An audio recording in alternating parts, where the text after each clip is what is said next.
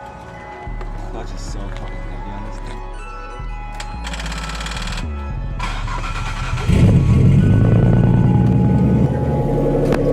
Yup, it just gives it a really deep sound. That's what it is. What up, it's your boy Kris, who you're watching Noisy Raps.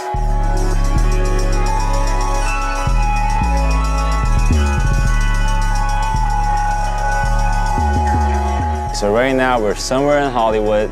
Ever since growing up as a kid, like I was just super into like car, like tuner, like that whole tuner scene. Like I was not into like Lambo or Ferraris and shit like that because I felt like that was not really the streets. Like if you come from the street and you don't have a lot of money to afford those cars, you can get a tuner car, whatever you want to get for a cheap price. You can add a turbo, do whatever you want with it, and beat the fuck out of a Lambo, you know? And that's what's like so appealing to me, this whole car culture thing, you know? You can get like a Civic or whatever and make it your own. These are all my cars.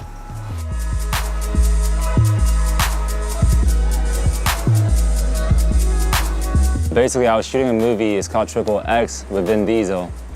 And then obviously that's where he got to me and kind of vibed out, and I told him that, you know, I love cars and stuff like that. And then this just kind of started from there. We don't know what's gonna happen, but if there's gonna be a Fast 9, you bet I'm gonna try beyond that. So right here you got 2JZ, Supra engine, pretty much the legendary engine that hosts the most horsepower. You got big ass single turbo right here. Custom intake manifold, everything titanium. The whole car's titanium.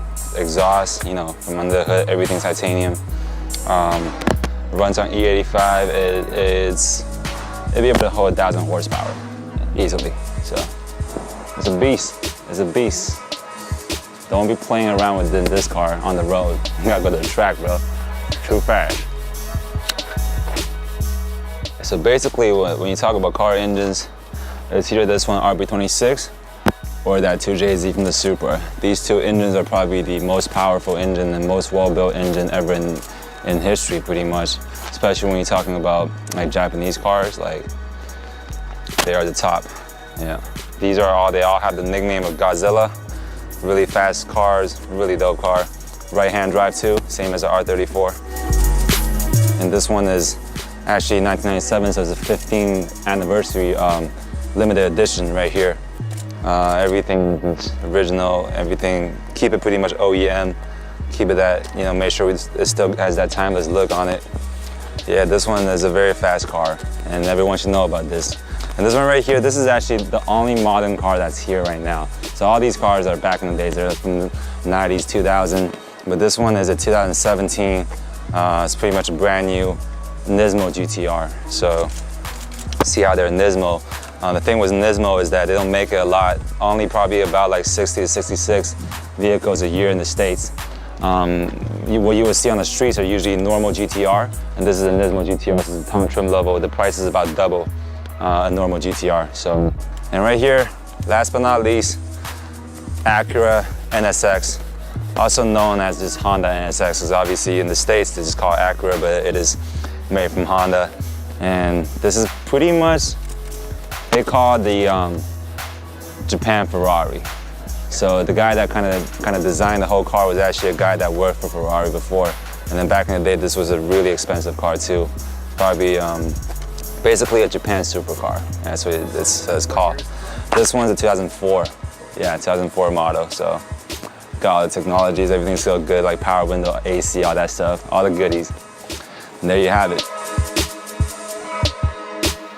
I have pretty much everything. Like, there really isn't much to get. I'll maybe lay my hand on another, on a RX-7 FD, which is a pretty legendary car too. They have that rotary engine, and then they're a very good drift car and pretty legendary car too. But that's probably the only one that's missing from my collection. Yeah.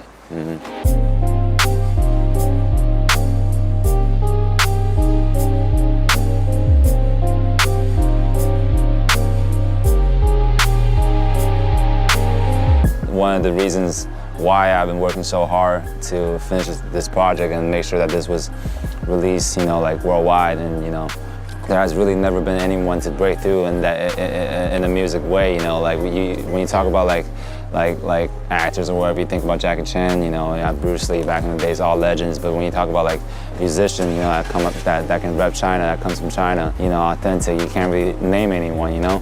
I started listening to hip hop music when I was around like age of 10. Really, I enjoyed it so much to the point that, you know, at that early age, I was just thinking like, if I were to make music one day, you know, this is the type of music I want to be doing. Coming from a Eastern background, coming from China, I also want to bring that culture out here too. So what people can expect from my music is that they can expect some new stuff that they have never heard from like American artists, because that's what I can bring to the table. I'm bringing some like, it could either be a song in Chinese or it could be like a song that's in English or Chinese, but incorporated with like a very traditional Chinese melody or whatsoever, or a flow whatsoever. So, you know, bring that taste, you know, because even nowadays when you look at like guys like Migos or Nicki Minaj with Chun-Li, you know, like we're all like one, you know, in the world, and all this, like I feel like, you know, music can link us all, you know. There's this show called Rap of China, right? I'm one of the judges on the show, so they always been wanting to like do an audition out here and get some of the Asian Americans and bring them back to China. And we just kind of reached out to Migos, and I actually met them the first time at NBA Celebrity Game in the All-Star Weekend, so we kind of know each other already. I kind of came up to them just to say hi, and they actually said, and Quavo actually said like, oh, like, we know who you are, and we fuck with your music. And I was like, damn. Appreciate it, because you know, like, it's always like, because that's what I've been wanting to do, you know. It's like I want people to hear my music out here, and I didn't expect that will come from Migos. Like a lot of people be hating and shit, you know, like they be thinking, they be just saying like, you know, this guy's like so young, he's got like we don't know like how is he eligible for a judge for the show, you know. But for me, it's like, honestly, I don't give a fuck, man. Like honestly, like, because I know that I know my shit.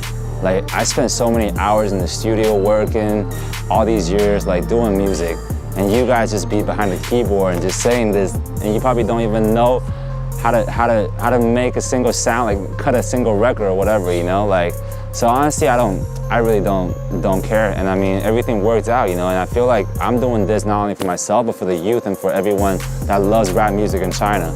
You always respect old school, but still, what's the new wave? What's that thing that's gonna make everyone start singing? What's that thing that's gonna trend?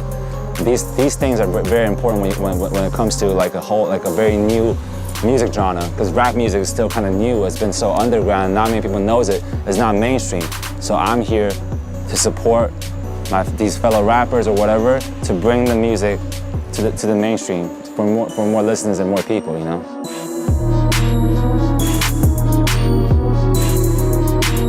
Let's go to the studio right now.